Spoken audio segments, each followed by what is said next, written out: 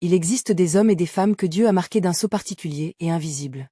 Ces personnes ne sont pas comme les autres, même si elles paraissent ordinaires. Leur parcours est souvent parsemé d'épreuves parfois intenses, car elles portent en elles une grande destinée. Il s'agit de personnes mises à part dès leur conception.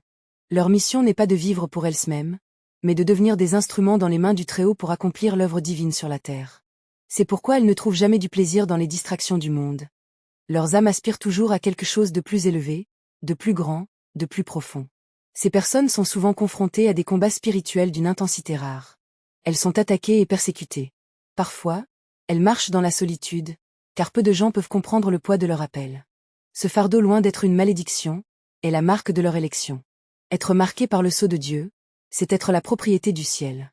Rien, ni les ténèbres, ni les diverses tribulations et péripéties de la vie, ne peuvent compromettre cette mission. Elle se réalisera inéluctablement. Ces personnes tombent comme tous les hommes, mais Dieu les relève toutes les fois. Si elles pleurent, Dieu les console. Si elles sont rejetées, Dieu les accueille et les fortifie. Ces âmes de grande destinée sont envoyées pour transformer des vies, frayer des chemins, briser des chaînes, libérer les nations. Leur mission dépasse leur propre personne, elle touche des générations entières. C'est pourquoi ces personnes doivent apprendre à se reconnaître et ne jamais échanger leur héritage divin contre les plaisirs du monde.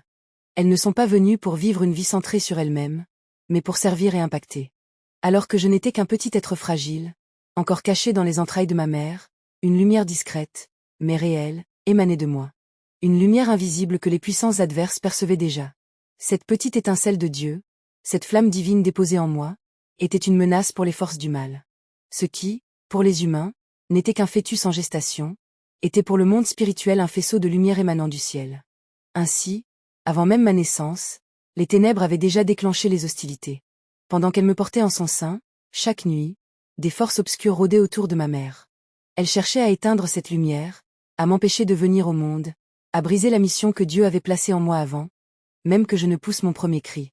Cette lumière, minuscule mais puissante, était plus forte que les ténèbres les plus épaisses.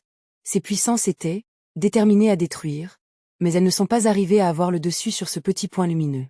La simple lueur de Dieu qui brillait dans le ventre de ma mère suffisait à faire trembler le royaume de l'enfer. À chaque assaut, une main invisible repoussait leurs tentatives. Une force mystérieuse, que ma mère elle-même ne comprenait pas encore, la couvrait et me protégeait. Ce qu'elle ignorait, c'est que cette lumière n'était autre que la gloire de Dieu, le sceau divin qui m'avait déjà mis à part. Ainsi, même avant ma naissance, le ciel avait déjà déclaré « Tu vivras, et tu accompliras la mission que je te confierai ». Les attaques se succédaient et se soldaient à chaque fois par des échecs, mais elles reprenaient avec une rage décuplée, mais chaque fois la même issue. Une force invisible, plus puissante qu'elles, les affaiblissait, même avant qu'ils ne puissent agir. Ma mère, impuissante face à ces attaques, savait que quelqu'un de plus grand veillait. Elle ne voyait pas cette main divine, mais elle en constatait chaque jour l'évidence.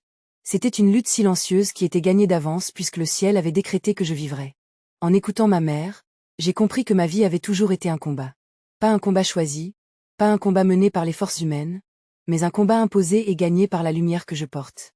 J'ai compris que, dès le commencement, Dieu avait déjà décidé de me préserver. Avant même que nous venions au monde, il a déjà prévu la mission que nous devons accomplir, une destinée, un appel unique. Rien n'arrive par hasard.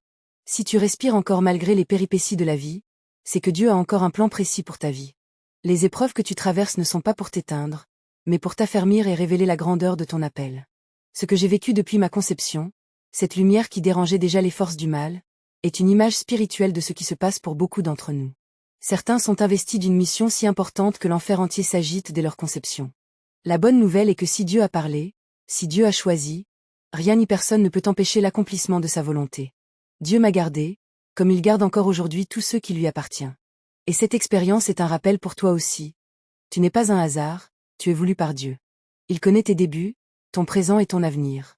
Son sceau sur ta vie est indélébile.